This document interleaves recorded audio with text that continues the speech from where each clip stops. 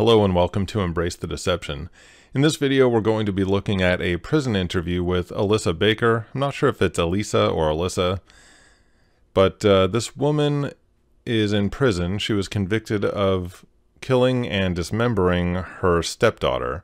Now when I first saw this video pop up in my recommendations, I thought she was going to be truthful. I just assumed that it was she'd already been convicted, and I thought it was a prison interview where maybe she would be giving some details about the case. But after I started watching it, I quickly realized that she was not being truthful, and she actually denies that she killed this girl. What kind of person dismembers a disabled child? A sick person. Does it take an evil person? Yes. You can see a lot of tension in the mouth, disappearing lips. It's an evil act. Yes, ma'am. Elisa Baker will sit in a prison cell at least until she's 70. After entering a plea bargain which would see her avoid death row. How do you sleep at night knowing that a little girl, a little disabled girl, was cut into pieces and thrown away?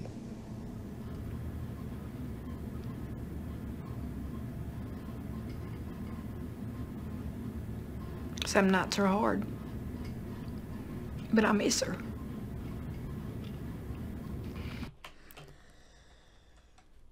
So there's a very long pause, which is not necessarily anything in this particular case. I mean, maybe if you're talking about something that's difficult to talk about, you may take that long pause, but I get the sense from her that she's trying to come up with something like, what should I say in this situation?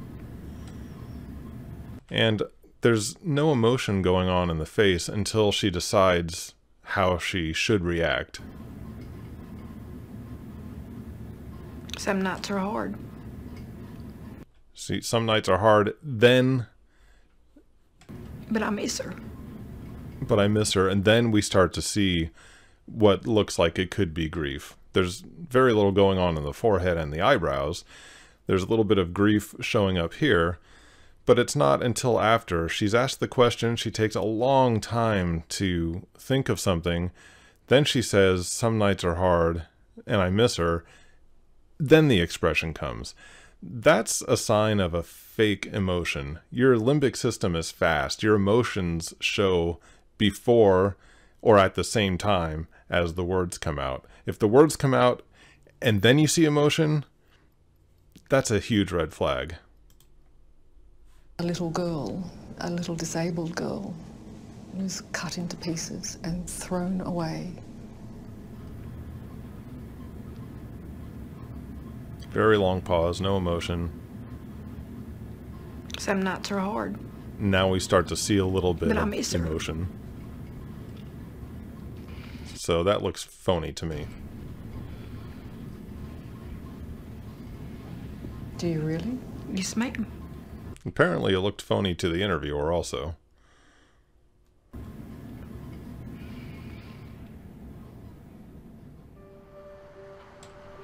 This horrific story began 6 years ago when Elisa met Australian Adam Baker on the internet.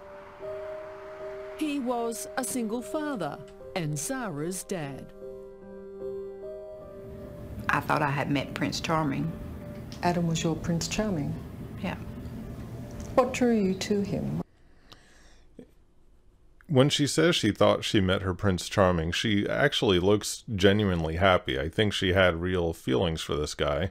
What did you like about him? What I thought was his honesty about everything, and the fact that he was a single dad and that he loved his daughter enough to raise her himself and not let his family or her family raise Zahra. So I think she genuinely cared for her husband, but when she's asked why she liked him, and at first it seems like she's answering honestly, but then there's a little shrug at the end there, and so I think the reason she gives towards the end of her answer is, in my opinion, it's probably made up. Yeah. What drew you to him? What did you like about him? What I thought was his honesty.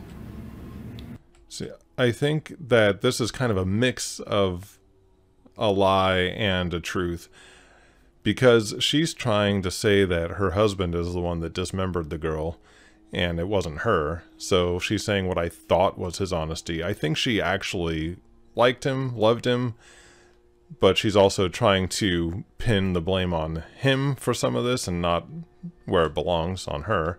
Did you ever stop to think that it might be right to tell him you were already married? So apparently she was already married when she married the little girl's father. And what we saw there was a false start. She was starting to answer and then caught herself and then decided to come up with something else. Were already married. Big deep swallow, disappearing Yes. lips. What? And then she answers truthfully, yes, I should have told him I was married. So it looked like she was going to say a lie. Then she had to stop and think about, what can I say that might sound halfway reasonable? And she couldn't come up with anything, so then she answered truthfully. Why didn't you tell him? Me and my husband had went through several bad years, and it was my understanding when I went to Australia that he filed for divorce. So it was my belief that I was divorced. Why did you introduce? So we were seeing a lot of tension in the mouth, pauses, and then she's got the believe me look going on, or what Greg Hartley of the behavior panel calls the request for approval. Like, I'm going to do this until you say you believe me, and then I can relax. Several bad years, and it was my understanding when I went to Australia that he filed for divorce. So it was my belief that I was divorced. Why did you introduce your husband as your brother? That's the way he left it. So why did you introduce your husband as your brother? Big deep swallow. Because he wanted to be in Zahra's life, and he knew that Adam wouldn't let him be in Zahra's life. The elongated blink, that's blocking. It's a sign of deception. He knew that he was my husband. Now, any single sign of deception may or may not mean anything, but when you see multiple, you see the big deep swallow before she answers, and then the putting up a barrier as she's answering, that, you know, two or more make a cluster, and a cluster is a pretty good indication that someone's being deceptive. None of that makes sense. And then, of course, the tension in the mouth there also. Let me go back just a bit. All None of that that makes tension in the sense. mouth. I know it doesn't. And the interviewer is not buying it either. She says none of it makes sense, and she freely admits it. I know it doesn't make any sense. But then they just kind of move on from there. Now, this is a TV show and it was edited, so I don't know if the interviewer pressed her any further on this, but she just made up some weird story about why she introduced her husband as her brother when she was meeting Zahra's father, the little girl that unfortunately was killed in this story. I know it doesn't.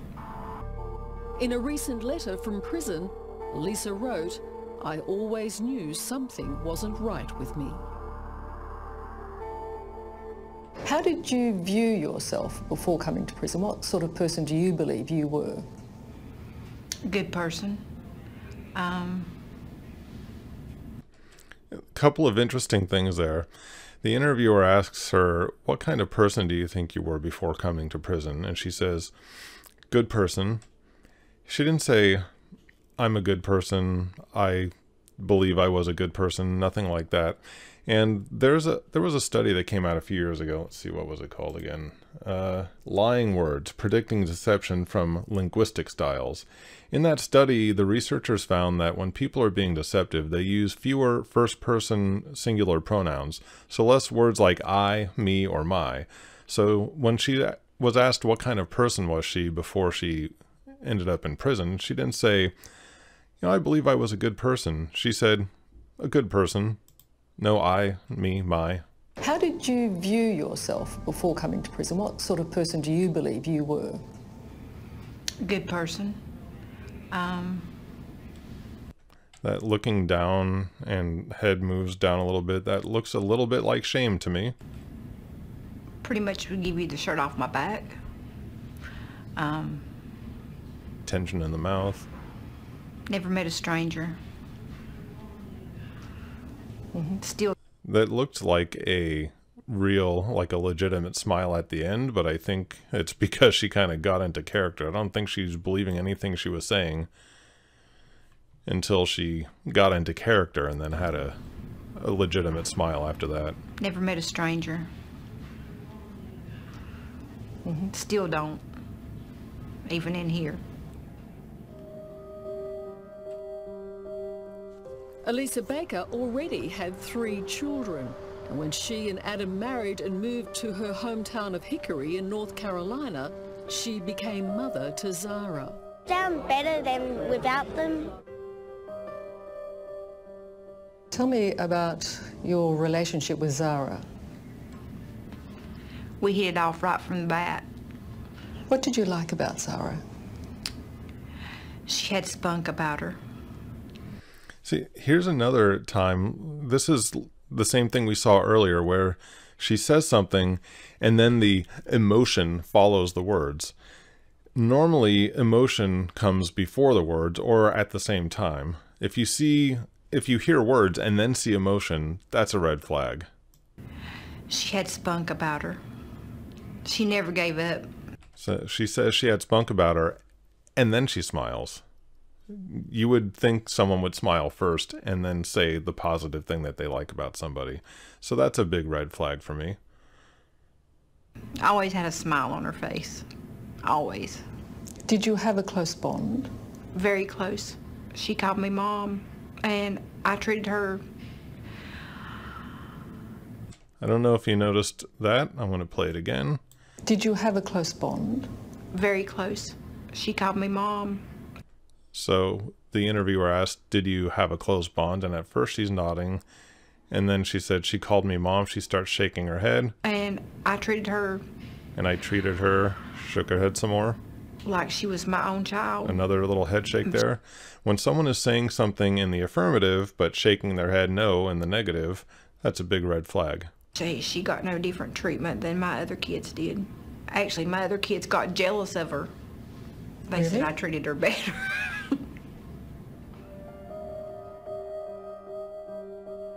Also, when the emotion fades so quickly, she says something that makes her smile and then it fades so quickly. That seems like a fake emotion to me. They said I treated her better. She laughs and smiles and then it fades almost immediately.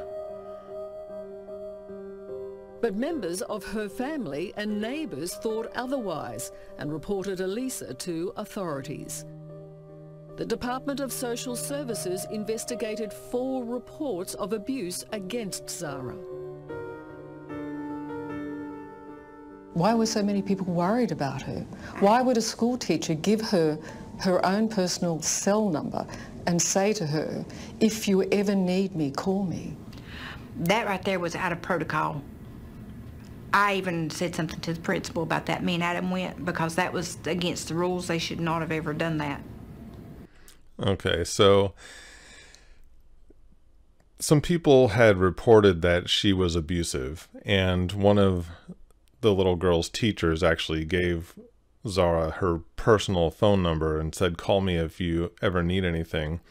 She doesn't deny that she was abusive. She says that a teacher giving a student her personal phone number was out of protocol, and we reported that to the principal. That's not a denial that she was abusive. That's a deflection, and she's doing the request for approval look again as she's doing it. So that was a failure to deny and a request for approval gesture and a total deflection. And basically, did you abuse her? Well, this teacher, what she did was not the proper protocol. There are many inconsistencies in Elisa Baker's story, but the most significant involve Zahra's death. Tell me about the day that Zahra died.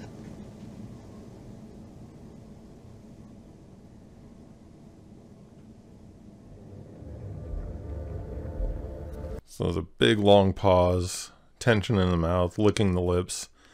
Seems like she's trying to come up with a story.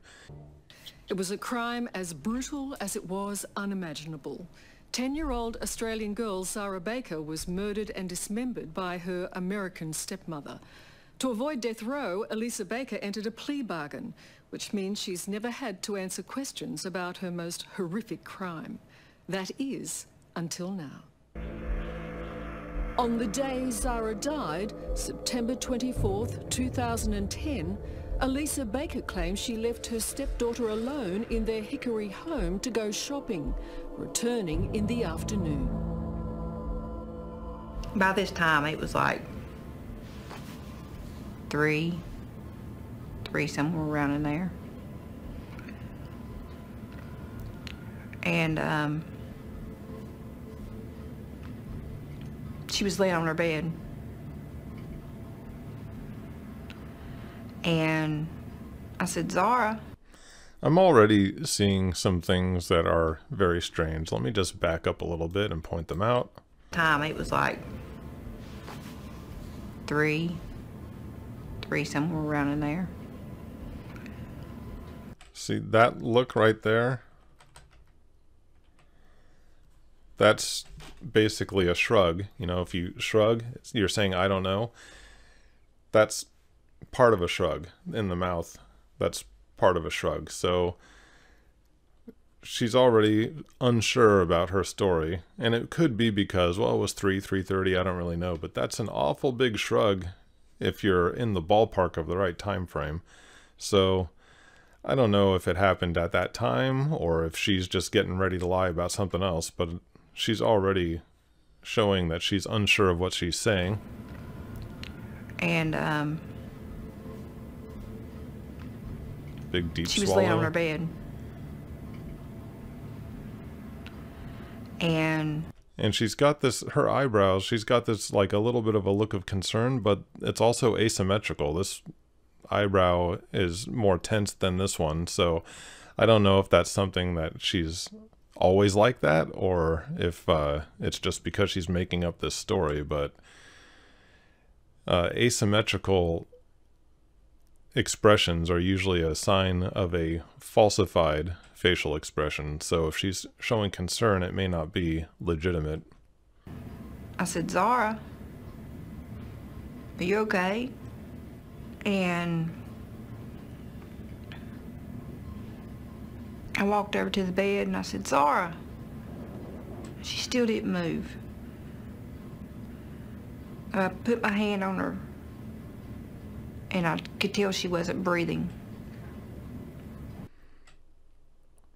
So when she said I put my hand on her and I could tell she wasn't breathing, she doesn't have this look of concern like I could tell she wasn't breathing. There's no concern or fear or sadness. It's that believe me look. I put my hand on her and I could tell she wasn't breathing. And then she finishes with the blocking in the eyes and the tension in the mouth.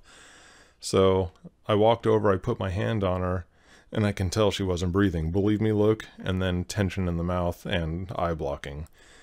If you walked over to someone and they weren't breathing and you're recalling this story later, I would expect to see a look of sadness or fear, not a look of believe me, and then eye blocking and then tension in the mouth. So that looks extremely deceptive in my opinion.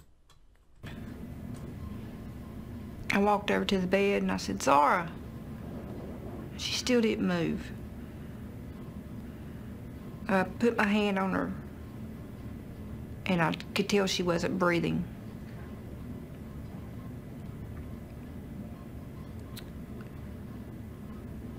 And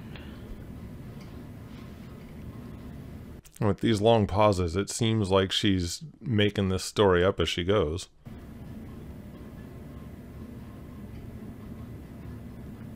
Licking the lips disappear. My first thought was CPR. And so I immediately started CPR. So she says she immediately started CPR, and then we see the tension in the mouth and then the eye blocking again. So I immediately started CPR. Before she did the licking of the lips and the lips disappearing, she also made direct eye contact with the interviewer for several seconds. So there's a big myth that a liar can't look you in the eyes. Oftentimes they make more eye contact because they're looking to see if you believe them. Are you buying what I'm selling?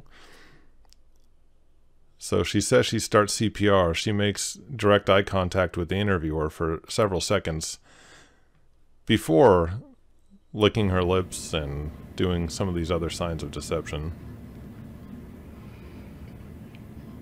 My first thought was CPR.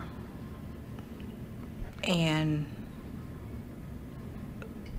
so I immediately started CPR. I worked on her for probably about 30 minutes and couldn't get her back. She says she worked on her for about 30 minutes and couldn't get her back, and we're just seeing tension in the mouth and licking the lips. We're not seeing any signs of fear or sadness. If you see a little girl who's unresponsive and you're trying CPR to revive her and you're working on her for half an hour, when you're relaying that story later, there's going to be fear and sadness in your face. She's got no expression in her face. All we see is the tension in the mouth and the lips disappearing and the licking the lips. Couldn't get her back. And that tightness in the mouth is usually withholding. You're either withholding an emotion or you're withholding information. And the licking of the lips is often a response to the fight or flight response of the body. When you're lying, that fight or flight response kicks in. Blood is drawn away from your mouth, your ears, your nose. So people will often touch their face or lick their lips. So when you're telling a story about how you're trying to revive an unresponsive little girl, why aren't we seeing any fear or sadness? Why are we only seeing withholding and, that reaction to the fight or flight response? In my opinion, she is 100% BSing right now. Begging the whole time for God not to take her, And I don't know if you saw that right there. There was a micro expression of anger. I might even say rage. So again, you're telling a story about trying to revive an unresponsive little girl. We see no emotion at all, and then we see rage, not fear or sadness. I worked on her for probably about 30 minutes and couldn't get her back.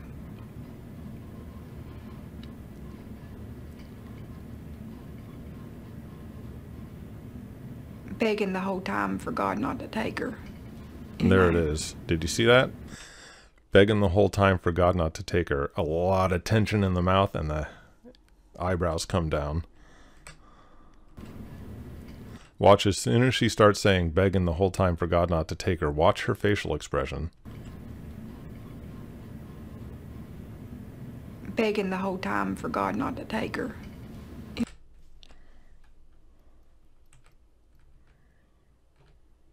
So right there, there's that tension in the lower lip and the eyebrows come down.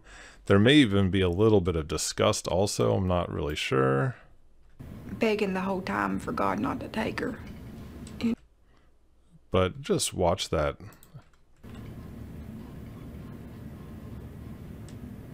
Begging the whole time for God not to take her. I saw that micro expression of anger. It was really disturbing to me. She, again, I think she should be showing fear, sadness, concern, and she's showing rage when she's talking about trying CPR on this girl and the whole time begging for God not to take her. And she shows what I consider a very inappropriate facial expression. Begging the whole time for God not to take her, you know. That's really disturbing. Right then, I should have called 911.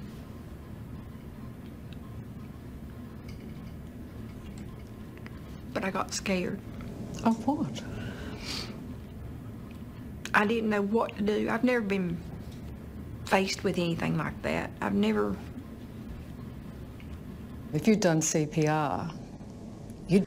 I'm not pointing it out every time anymore because it happens so often, but we keep seeing tension in the mouth, disappearing lips, licking the lips. If you'd done CPR, you'd dial 911, wouldn't you?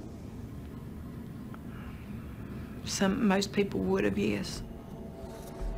Elisa alleges she called Zahra's father Adam, and that it was he who dismembered Zahra.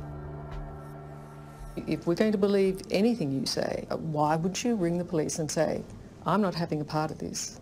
That is the most heinous thing. Look, the whole time the interviewer's talking right now, basically telling this woman, I don't believe you. She's got the believe me look on her face the whole time. To do. He was my husband. Please. That's not good enough. It's not. It's just not good enough. You know that. I know. It's an allegation both police and Adam Baker have totally rejected. That's the biggest lie she's ever told. For starters, there's no way I could do that to my child. For her to sit there and say that I dismembered my child, there's no way on earth that I could do that.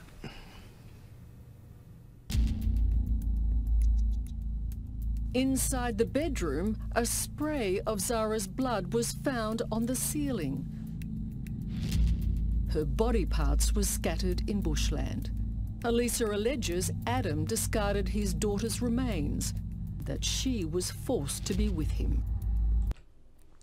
So just hearing that they found a spray of blood on the ceiling, if this woman, Elisa Baker, is claiming that the girl had been sick and that she found her unresponsive, if she was already deceased at this point and they just dismembered the body, there wouldn't be blood spraying on the ceiling. So that sounds like it came from a violent act, which is just more evidence that this woman is lying.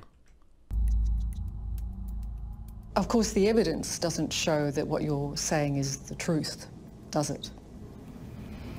It does to a point, but there's a little bit. Not even to a point. The phone records show that on the day the body was disposed of, the day that you told police it was disposed of, there was something like 9 calls, and many of those calls were to Adam. Why would you call him if he's right beside you? He was calling my phone. I wasn't calling his because he kept losing my phone. No, you were calling him. I wasn't calling him. Phone records show that he was 20 miles away. She's got the believe me look on the whole time. Even though she's saying something where there's evidence that directly contradicts what she's saying, she's still got the believe me look. I'm telling you the truth. Was he? Yes, ma'am. I don't think so. That's The the whole truth, isn't it? time, those eyebrows are No, up. ma'am. Phone records confirm Adam was at work, not in the area where Zahra's body was disposed of, but that Elisa's cell phone was. Did you murder Zahra? No, ma'am. Why do you deny this when the evidence is overwhelmingly that you did? Because I'll continue to stand by my story. You'll continue to lie. No, I'll stand by my story. Scott Riley, your lawyer, said that the evidence Still was the believe me look the whole time. overwhelmingly against you. I think he said that the evidence was such that it would take a jury something like 5 minutes to convict you. licking the lips, Something like disappearing lips. She doesn't like Well, if your own what lawyer she heard says there. that, what does it say about you? Big deep swallow. Clearly uncomfortable. She's saying, the interviewer asked if your own lawyer is saying that there's enough evidence you'd be convicted in 5 minutes. She's definitely not wanting to hear that, so she's showing all kinds of signs of discomfort. That nobody was listening to what I was saying. They were going by circumstantial evidence. They weren't going by anything I was saying. So she thinks that the lawyers and the jury and everyone involved in the case should be going based off of what she is saying and not based off of the evidence. The only thing she wishes would have been different is that people believed her and she didn't end up in prison. Now, I'm not a psychologist or a psychiatrist, but I think this is a sick woman and probably a pathological liar. So she's in the right place, in prison. That's where she belongs, in my opinion. Anyway, if you like this video, please hit the thumbs up, leave a comment, share it. Thanks for watching, and I'll see you next time.